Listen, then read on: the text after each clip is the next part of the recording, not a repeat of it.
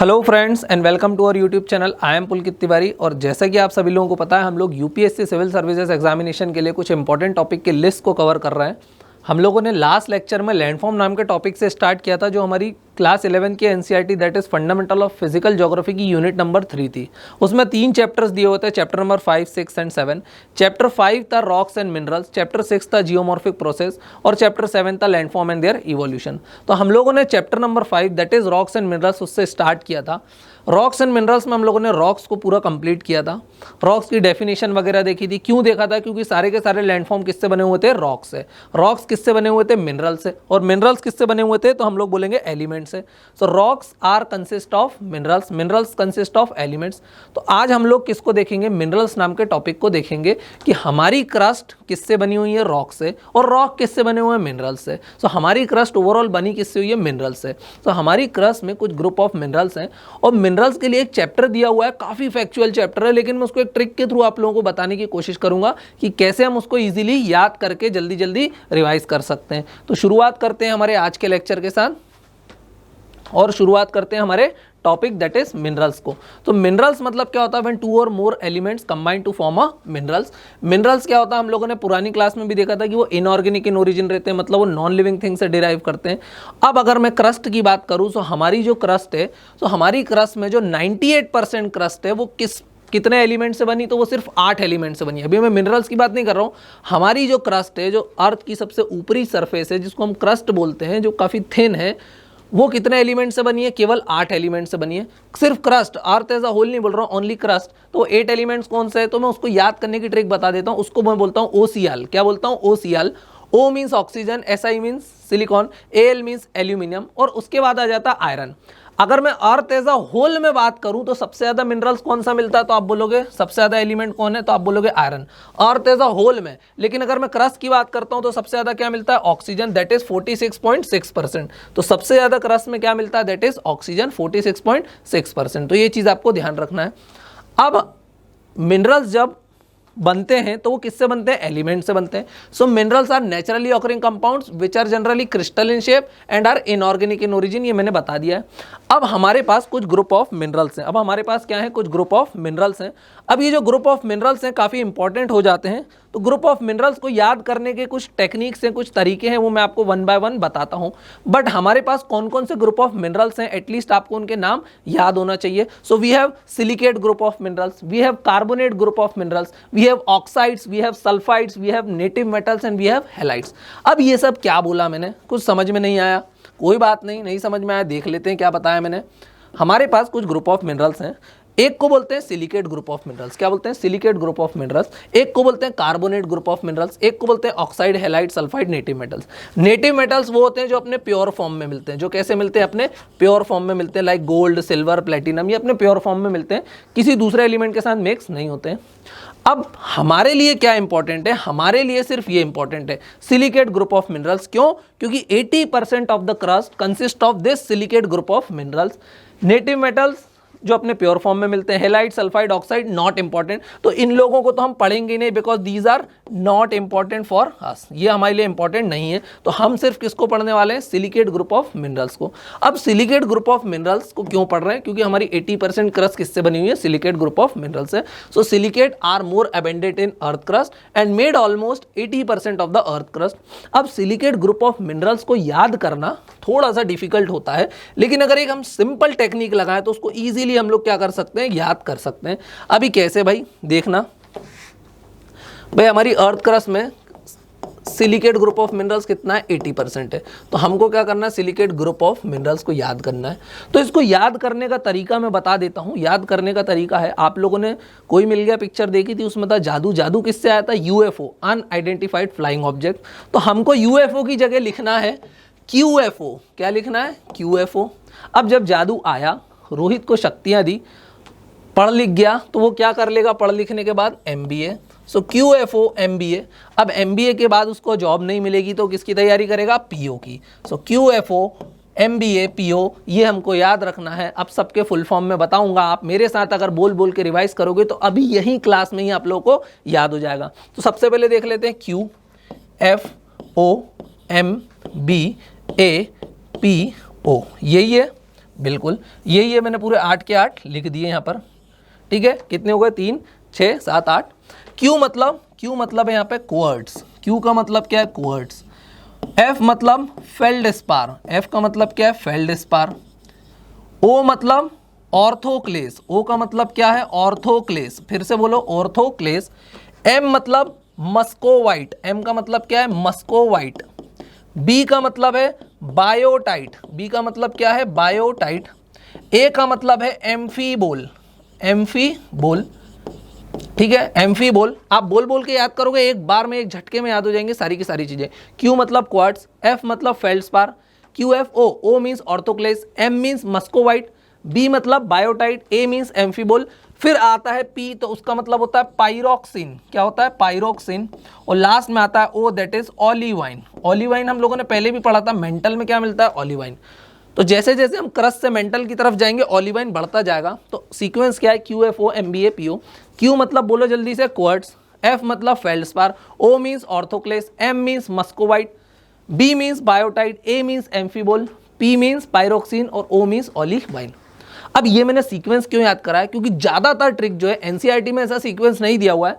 NCERT में हर mineral दिया हुआ है और उसके बारे में कुछ कुछ चीजें दी है कि भाई ये एसिडिक है, ये हार्ड है, इसकी डेंसिटी कम है। लेकिन ऐसे इंडिविजुअल को अलग अलग याद करना काफी मुश्किल हो जाता है।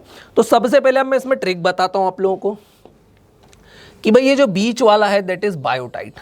ये है ट्रांजिशन। ऊपर वाले अलग हैं, नीचे वाले अलग है, और उनके बीच में जो ट्रांजिशन है वो क्या है? बायोटाइट।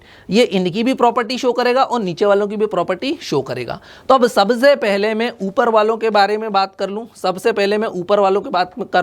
तो ये जो ऊपर वाले, ये जो 4 हैं, और फिर उसके बाद नीचे वाले 3 हैं, ये तो बीच वाला ट्रांजिशन है। तो जो ऊपर वाले 4 हैं, ये हैं एसिडिक इन नेचर। ये कैसे हैं? Acidic in nature. तो आप बोलोगे सबसे ज्यादा एसिडिक कौन है? तो सबसे ज्यादा एसिडिक हुआ क्वार्ट्ज, उससे कम एसिडिक हुआ फेल्डस्पार। और जैसे जैसे नीचे जाओगे चीजें क्या होती जाएंगी? बेसिक इन नेचर बढ़ता जाएगा। तो ऑलिवाइन कैसा है? बेसिक है। पाइरोक्सिन उससे थोड़ा कम बेसिक है। एम्फीबोल उससे थोड़ा कम, ये न्यूट्रल। उसके बाद ये एसिडिक, ज्यादा एसिडिक, ज्यादा एसिडिक, सबसे ज्यादा एसिडिक। तो ऊपर वाले क्या है? एसिडिक इन नेचर है, नीचे वाले बेसिक हो गए। अब ऊपर वाले जो हैं उनको हम बोलते हैं नॉन फेरोमैग्नीशियम सिलिकेट्स। क्या बोलते हैं? Non ferromagnesium silicates. क्या बोलते हैं? Non ferromagnesium silicate. क्योंकि हम सिलिकेट ग्रुप ऑफ मिनरल्स पढ़ रहे हैं, तो ये क्या है? Non ferromagnesium silicates. नीचे वाले हो गए फेरोमैग्नीशियम सिलिकेट्स। अब देखो भाई, फेरो को कैसे याद रखेगी? ऊपर वाले नॉन फेरो और नीचे वाले फेरो। फेरो मतलब होता है आयरन। जैसे जैसे आप नीचे जाओगे आयरन डेंस होता है, वैसे वैसे आयरन की क्वांटिटी बढ़ेगी, सिंपल। तो ऊपर वालों में आयरन काफी कम मिलेगा क्योंकि आयरन काफी डेंस है। तो ऊपर वाले हो जाएंगे नॉन फेरोमैग्नीशियम सिलिकेट्स। अब मैंने बताया था ऊपर वाले कैसे हैं, तो मैंने बोला था हार्ड। तो इनकी हार्डनेस क्या होती है? ज्यादा होती है। तो इनकी हार्डनेस ज्यादा होती है, ये होते हैं हार्ड।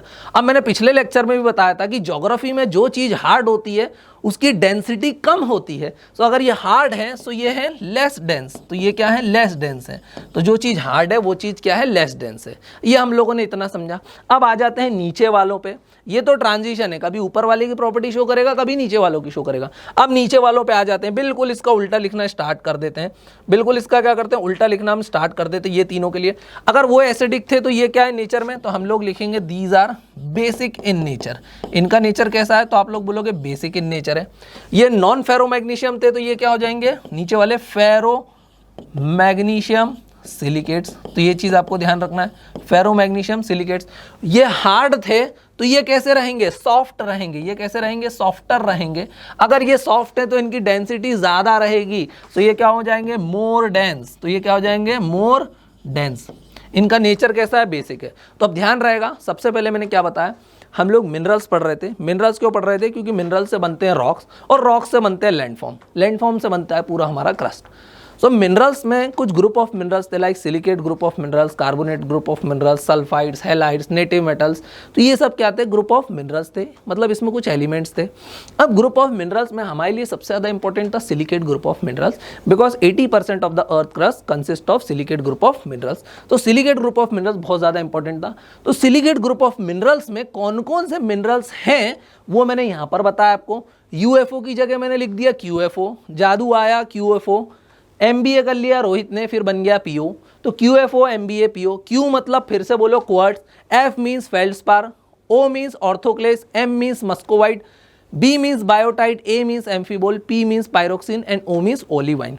अब जैसे जैसे आप नीचे जाओगे आप मेंटल के पास जा रहे हो, क्योंकि ये तो अपन क्रस्ट की बात कर रहे हैं, अभी सबसे टॉप पे हो, धीरे धीरे आप क्या जा रहे हो, नीचे जा रहे हो। लेकिन इसमें एक चीज ध्यान रखना, मैंने अभी तक ये नहीं बताया कि अर्थ क्रस्ट में सबसे ज्यादा कौन सा है, क्योंकि वो इस सीक्वेंस में नहीं फिट बैठता।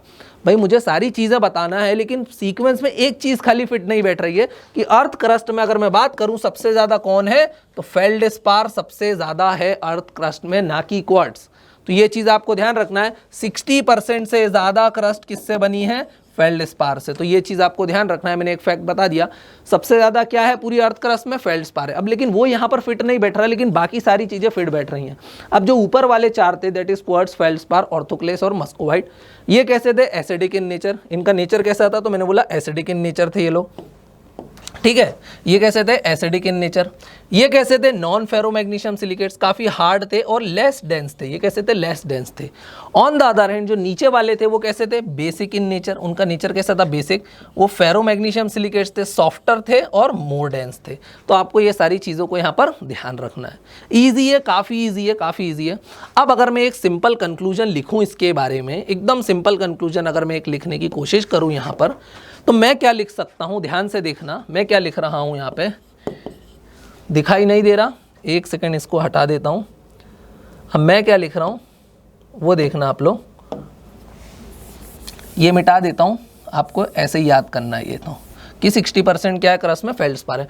अब मैं क्या लिख रहा हूं, ध्यान से देखना, एक जनरल पैटर्न लिख रहा हूं मैं कि एज वी गो डाउन, जैसे जैसे हम नीचे जाते हैं इस सीक्वेंस में, जैसे जैसे हम नीचे जाते हैं, एज वी गो डाउन, जैसे जैसे हम नीचे जाएंगे तो देखना क्या होगा भाई, सबसे ऊपर वाले तो एसिडिक थे, मतलब बेसिक इन नेचर क्या हो रहा है, धीरे धीरे क्या हो रहा है, बेसिक इन नेचर होता जा रहा है।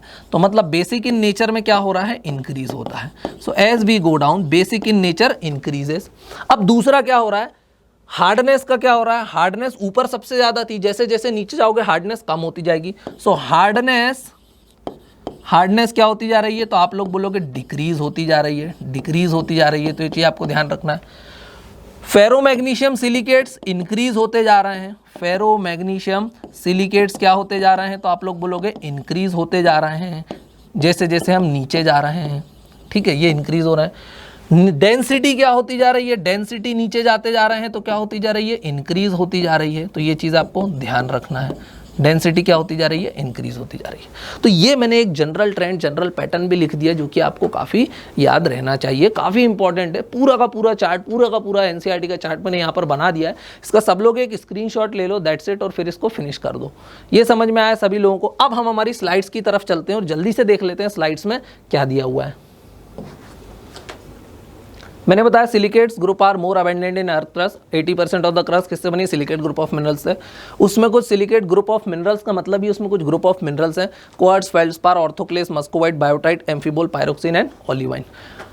बायोटाइट ट्रांजिशन था, ऊपर वाले नॉन फेरोमैग्नीशियम सिलिकेट थे, एसिडिक इन नेचर थे, नीचे वाले फेरोमैग्नीशियम थे, बेसिक इन नेचर थे, ठीक है। जैसे जैसे नीचे जाएंगे मेल्टिंग पॉइंट बढ़ेगा, मेल्टिंग पॉइंट बढ़ेगा और नीचे उनकी डेंसिटी बढ़ेगी, हार्डनेस घटेगी। तो ये चीज़ आपको ध्यान रखना। तो मैंने यहीं पे लिख दिया, as we go down basic in nature increases, density increases and become softer. Easy है, बिल्कुल ईजी है। ये चार्ट की भी चाहो तो एक स्क्रीनशॉट आप लोग ले लो, window plus screen, print screen की बटन दबाओ तो स्क्रीनशॉट सेव हो जाता है पिक्चर्स में। अब चलते हैं अपन मिनरल्स पे। अब मिनरल्स को तो हमने देख लिया, काफ़ी डीप स्टडी कर ली, लेकिन बचपन में भी कुछ पढ़ा था ना मिनरल्स के बारे में। हाँ, तो बचपन में क्या पढ़ा था हमने कि मिनरल्स दो टाइप के होते हैं, मेटेलिक मिनरल्स और नॉन मेटेलिक मिनरल्स। तो उनको भी यहाँ पर जल्दी से देख लेते हैं। मेटेलिक मिनरल्स वो जिनमें मेटल्स होते हैं, जिनमें मेटल होता है। नॉन मेटेलिक वो जिसमें मेटल्स नहीं होते हैं। अब मेटेलिक भी 2-3 टाइप के होते हैं। एक होते हैं जिसमें आयरन होता है, जिनको हम बोलते हैं फेरस मेटल्स। क्या बोलते हैं, फेरस मेटल, जिसमें आयरन होता है। कुछ होते हैं जिनको बोलते हैं नॉन फेरस मेटल, जिसमें आयरन नहीं होता है। और कुछ होते हैं precious metal like gold, silver. Actually precious metal भी किसका ही फॉर्म है, नॉन फेरस का, क्योंकि इसमें आयरन नहीं होता है। प्रीशियस मेटल कौन से, gold, silver, platinum etcetera etcetera, ठीक है। फेरस में क्या है, आयरन और स्टील, जिसमें आयरन होता है। नॉन फेरस जिसमें आयरन नहीं होता है, copper, lead, zinc, tin, aluminium etcetera. अब उसके बाद आ जाते हैं नॉन मेटेलिक मिनरल्स, जिसमें मेटल ही नहीं होता है। तो वो कौन से होते हैं, sulphur, phosphates, nitrate, cement etcetera etcetera, because they do not contain metals. तो ये चीज़ आपको ध्यान रखना है, ईजी था। अब इतना पढ़ने के बाद जल्दी से कुछ एमसीक्यूज लगाने की कोशिश कर लेते हैं, फटाफट एमसीक्यूज पर आ जाते हैं और देख लेते हैं एमसीक्यूज क्या है। काफ़ी इजी लेवल के लगेंगे आपको इतना पढ़ने के बाद। तो देख लेते हैं फर्स्ट क्वेश्चन क्या बोल रहा है।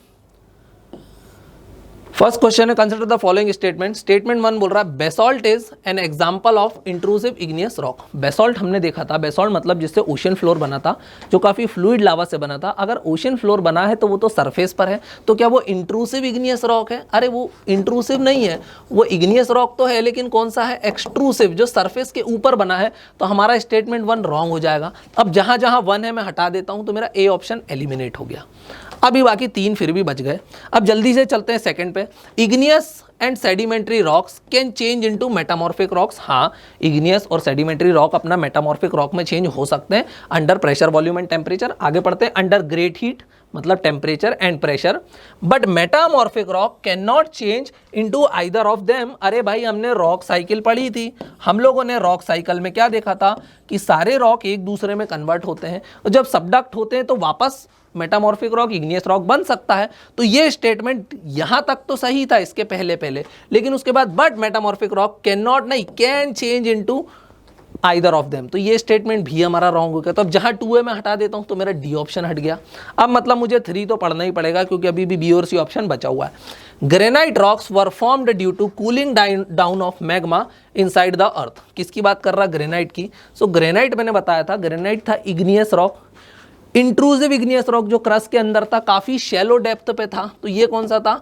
इंट्रूसिव इग्नियस रॉक था। तो बिल्कुल, तो ये क्रस्ट के अंदर मिलता है, और यही ये बोल रहे हैं due to cooling down of magma inside the earth. बिल्कुल सही बात है। तो हमारा आंसर क्या हो जाएगा? दैट इज C3 ओनली, क्योंकि हमारा थर्ड स्टेटमेंट जो है वो करेक्ट है। तो एमसीक्यूज के थ्रू भी आपका रिवीजन हो सकता है।